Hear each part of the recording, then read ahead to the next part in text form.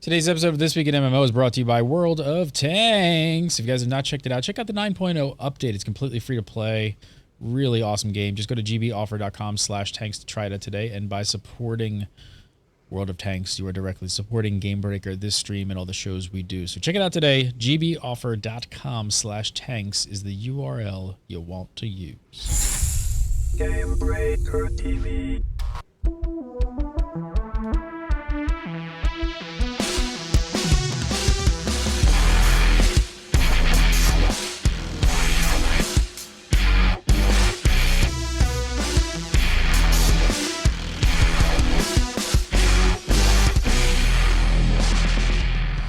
What's up, everybody? Welcome to This Week in MMO, episode 188 for May 17th, 2014. You're watching Gamebreaker. I'm Gary Gannon. Come up on today's show. We're going to talk about ZeniMax's plans for the future of Elder Scrolls Online. H1Z1 gets all the RP nerds all up at a tizzy and having some funs. And EVE Online, another crazy EVE Online story. Maybe one of the craziest yet coming up at the end of the show. Joining me this week, Mr. Justin Kennedy. How are you, sir? Doing great, ready to be here. Cool. Mr. Troy is not joining us this week. If you guys have been watching the past couple of episodes, he's been randomly just dropping out, and we lose him, and he goes away. Well, hopefully he'll be back next week, but he's having some internet issues, and they're working on it. So Troy will be back next week to talk some MMO talk with us again as well. But we're here, so we're going to talk about some Elder Scrolls. Let's start off with some Elder Scrolls. Big news. So ZeniMax released a long blog post with Matt Firor, looking at the game's first month and also the road ahead. And I gotta say, were you at all surprised? I gotta say props to ZeniMax, and just very blunt, very honest, and humble wording. Would you say? Yeah, he definitely decided to take the humble road here and not try to hide things. Which I appreciate. I think gamers appreciate, right? Like you can't really hide the things in the question, especially the type of gamer that's reading that stuff, right? I mean, you're talking about like who's going to take the time to go and look at something like this. You're dialed in, you're looking at it, you're paying attention, so you can't really like fake the. I think you've got a lot of other players out there who probably don't pay attention to that stuff, and then it doesn't really matter for them. Yeah, they went about it. I mean, he knew that things went wrong. Everyone's complained. And like you said, the people who are reading this, they're the hardcore ones wanting to know what is going on, what's going to happen with this game that I'm wanting to play. I mean, if they're reading it, they want to play the game more. Yep. So being honest with them just makes those people feel a lot more comfortable. It kind of brings down that stress level the person might be having, and just going, all right, at least they're not trying to lie to me. Exactly. So I got to say props to just the way they kind of handled this. So first off, for starters, I think something that most people, if you haven't heard, you're going to get 5 free days of game time just because of all the downtime that they've experienced, which not much to say on that, but hey, nice little, little perk for people just to know that they're paying attention. And they talked a lot about the issues that we've been talking about on the show a lot lately, the bugs, the gold sellers, even some of the negative reviews. They really didn't leave anything out of this. They really kind of went into everything. I mean, which again, it's nice to just have that confirmation from a gamer's perspective that they're aware what's going on, they're listening, they're working on it. And basically to prove it, they've released a huge list of features that are in active development right now that they'll be coming out throughout, I guess, 2014 and also beyond. I got to say the number one thing on this list that jumps out for me, I don't know about you, Justin, but the big one here is that the system that allows grouped players to see each other when they're in different phases. Now, I don't know if this cures everything with grouping, but I guess it's kind of like auto rephasing somebody, I guess. I don't know. I mean, like, is that what it's going to happen here? You're just going to kind of like pull the person through the phase instead of having to load them all the way? I imagine this is going to do, because I mean, I'm sure you've been on a quest with somebody in ESO, and basically if you're out of sync with that person, you can't bring them in with you. You can't group. Oh, like through the personal phase, is that? I mean, I don't know. Is that what they're talking about here? I don't know because there's two situations you have is where you invite somebody and they're on a different phase because their phase was full and they created a new one on the server, and then you have the instance where you complete a quest so it phases out the world around you to be completely That's different. the one I'm hoping and that then they're on the working on. past. That's And what I'm hoping they're working that on. makes more sense actually than the other one because I would still think if you're on a different server load, you'd probably still have to transfer across, but. Because if you're Yeah, on a different that server makes load, more currently you can still, you can teleport to player basically, right, and get Yes. in and you see each other. So that kind of fixes that if you end up just not in the same place. But what bugs the crap out of me is when I'm trying to quest, I just want to play with my friends, and they're like, even if they've done the quest already, they just can't come back through it again with me. Like, and that's kind of annoying that we have to break up. So I don't know. I hope that's what this is pertaining to. Which Now I'm just hoping that it's not you can see them and they're killing things. What are you killing? Because it Oh, still that would phases be the lame if monsters they're like out. there and you can see them, but everything you're doing is just invisible to them and they're just complete. That would be weird. Hopefully not that. I don't know. Maybe we'll get some more clarification on that. I don't know. Maybe chat room knows, but we don't know about that one. I hope I'm right with that. Here's one people have been asking for for a while. What do you think of this? So they're going to introduce a justice system. You're going to be able to steal and kill NPCs, and you're going to have to deal with the consequences if you are caught. Now, this sounds cool. It sounds cool, right? And I can imagine everyone's like, "This sounds all like," but this has the potential. Justice systems have the potential to backfire in MMOs all the time. Like that's why you don't see many with that actually work. Especially in ESO right now.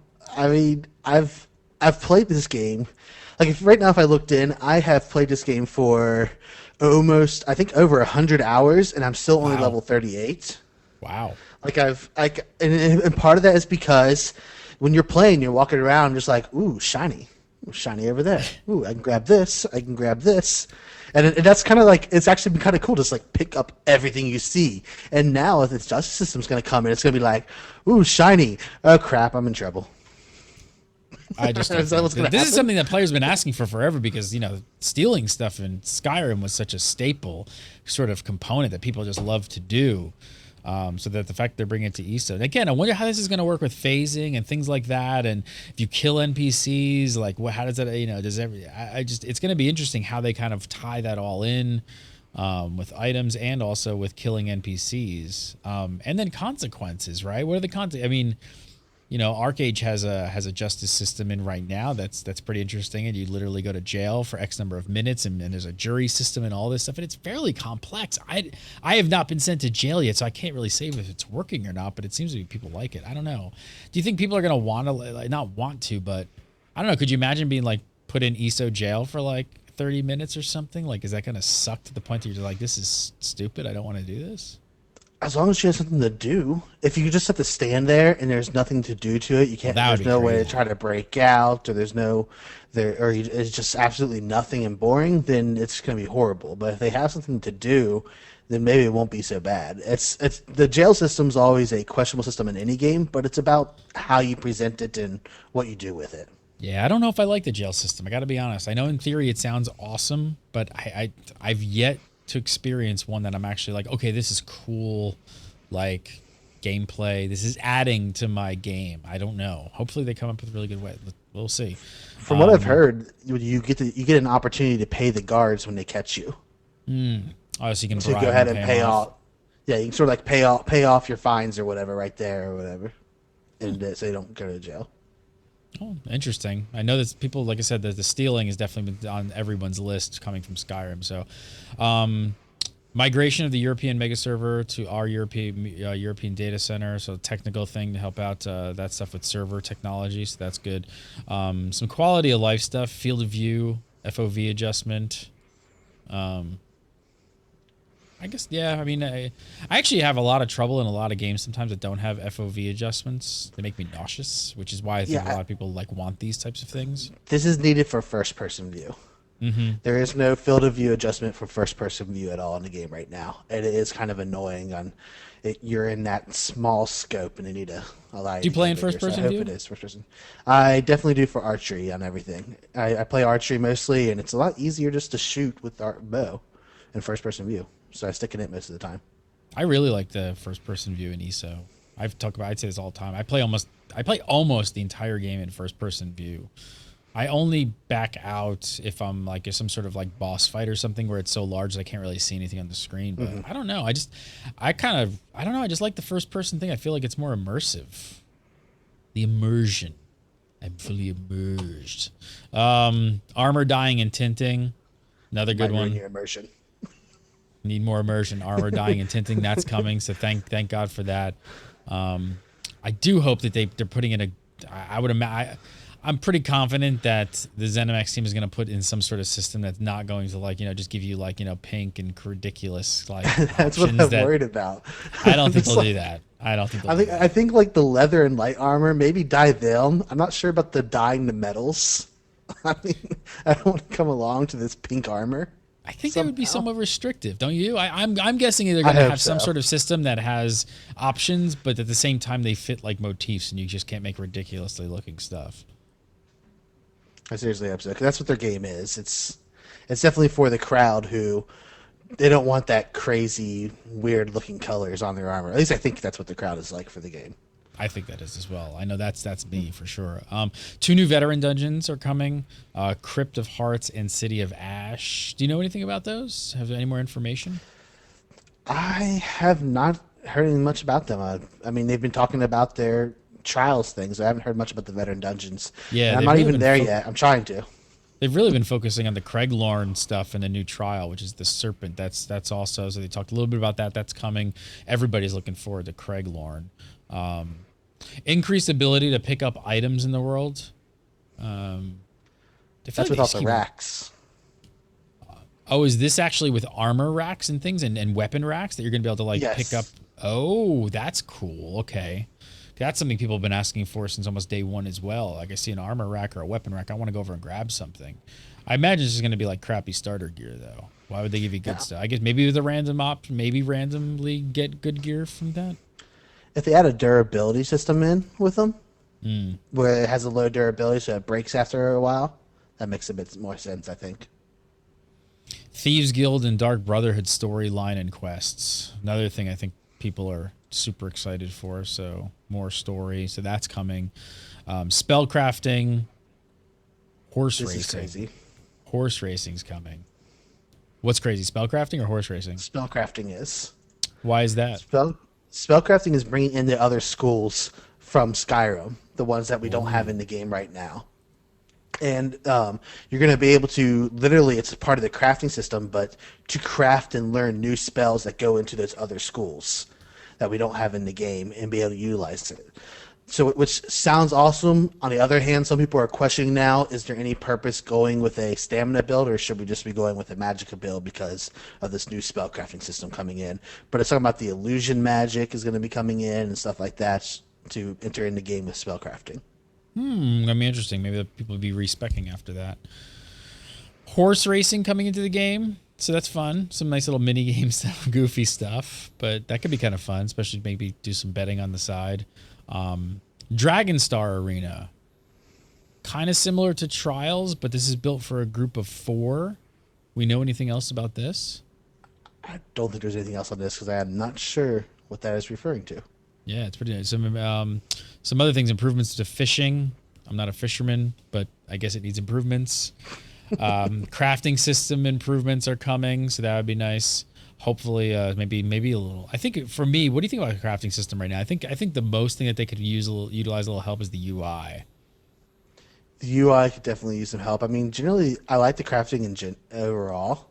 It's pretty good, but they do need to make some enhancements to let you know like what you can still research or what items you have. It's a bit obvious. You can use add-ons right now to tell you, and that's I think a lot of people are utilizing add-ons to make the crafting experience better for them, and that's what they sort of need to work on.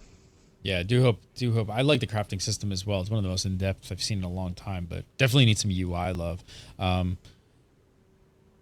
Improved LFG, looking for group tool system. Okay, how about we improve grouping first?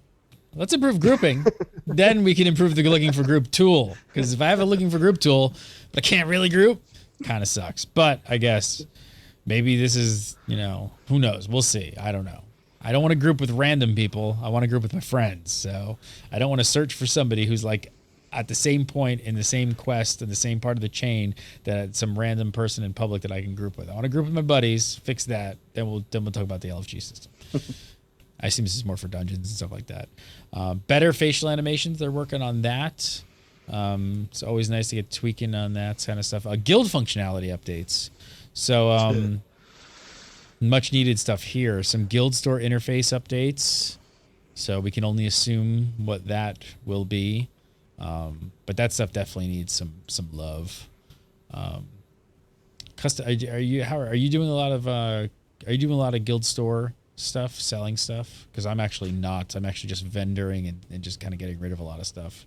I'm throwing stuff on I'm a part of a trading guild with like 500 people in it, and I throw some stuff on there, mostly like the armor books. I'll put them on there for cheap or whatever, and they'll eventually sell.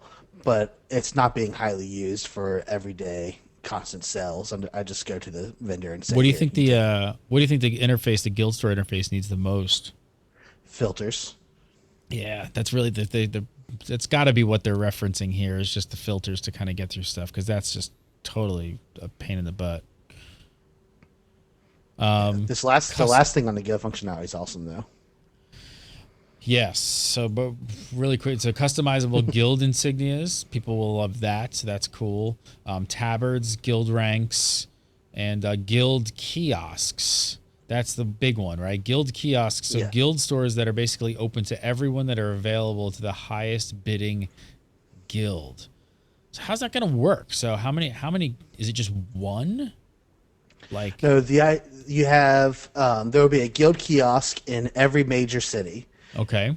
And in each zone. So every zone has that one big city that you go to, the main city and stuff. And there will be a guild kiosk in there that guilds can bid on. And for that week, if they win, they're the highest bidder, then their guild store will be available for everyone, no matter what phase you are in that city. When they go to that guild kiosk, it'll be your guild store that's sitting up there that they can search through items and buy stuff for. And then the next week comes around, it goes up for bidding again at some time. And then I'm not sure how long the bidding lasts, but then whoever wins it that week gets to go for the next week. That's kind of cool. I've never seen somebody do it like that. Do you think they'll ever get to the point that all guilds can have in-world kiosks for stuff for sale? Do you think that's what this maybe will lead up to, once there's like guild housing kind of stuff and that kind of thing? I'm not sure how they do it. They may, if they do it, I think they're going to limit it to like have 100 members or have 50 members, something like that. They'll probably limit it that way. Next, auto leveling dungeons that level to your group leader. That is a big one as well. So this is really cool. So auto leveling dungeons to your group leader. That'll help a lot. And then also the awards when you repeat dungeons. So again, I guess for a lot of people out there who want to keep running and rerunning dungeons, are you finding yourself rerunning dungeons, or not? I actually haven't been doing the dungeons at all. No, no. I want to, but there's just not very much too hard to find people going on right now. Yeah, that is an issue. Just trying to find people to kind of do them. Well, maybe I guess that LFG tool, maybe the improved LFG tool will make that happen. So I've been doing them, but I haven't really felt the need to ever rerun them. Like, I do them, they're fun, they're cool, and then I'm kind of done with them and move on. There's really a do it once thing for the skill point. Yep, that's pretty much it. And sky shards, if they're tucked away in some of them in there. Imperial City PvP dungeon. What do we know about this? Just sounds cool. I think so.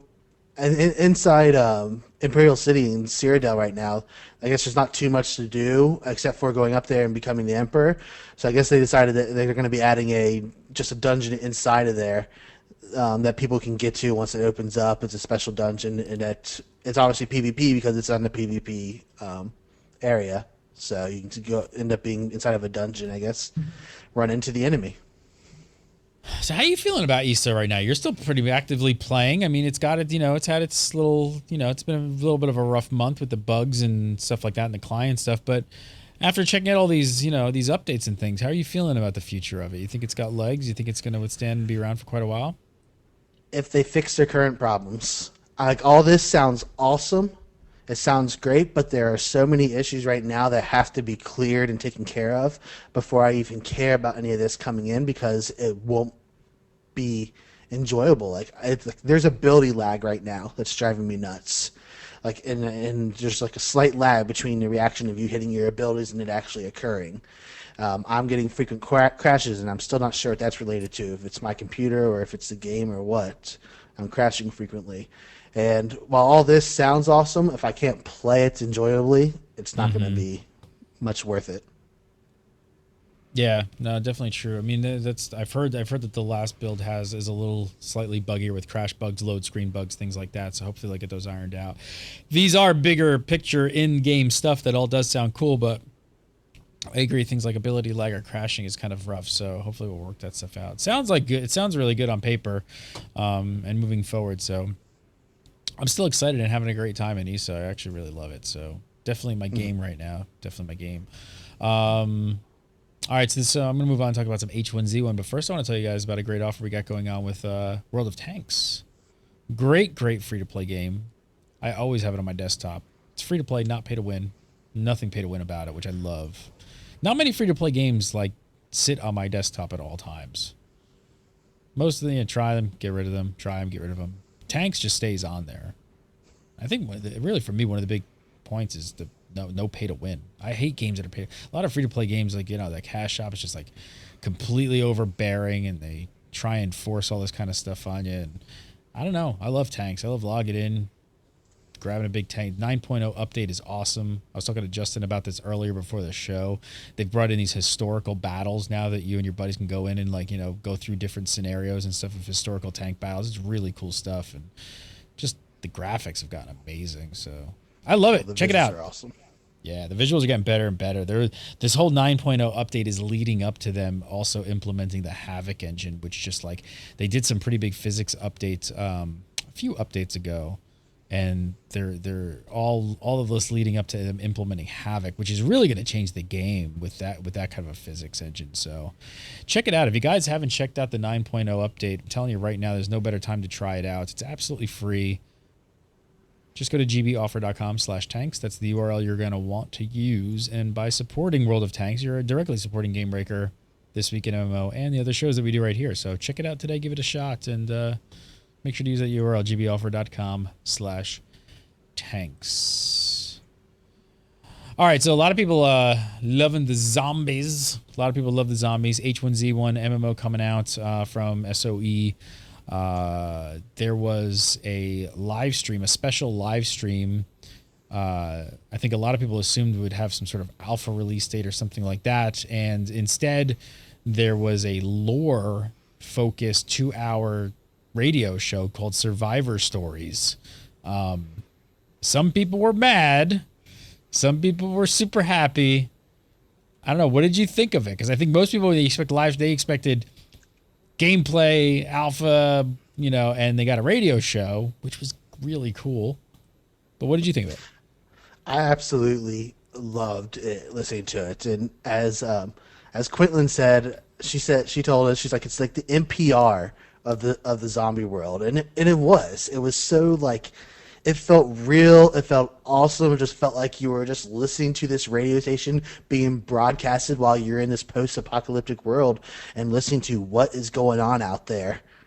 And it just felt great. Like I almost want it in game as well. Like you could come across radio signals. Oh, that's a cool idea. If you could like find and build a radio, because this game is very very sandbox MMO game coming out. You have to craft stuff kind of like if you've played DayZ, maybe something like that, but like with a lot more systems. That's actually a really good idea though. Imagine if you could like build and craft a little like hand crank radio or something, or so you have to like you could tune in to Survivor. That'd be kind of cool. Survivor Stories. Survivor Stories. I mean, and even you're saying some people were mad about it, right? So I think they don't care.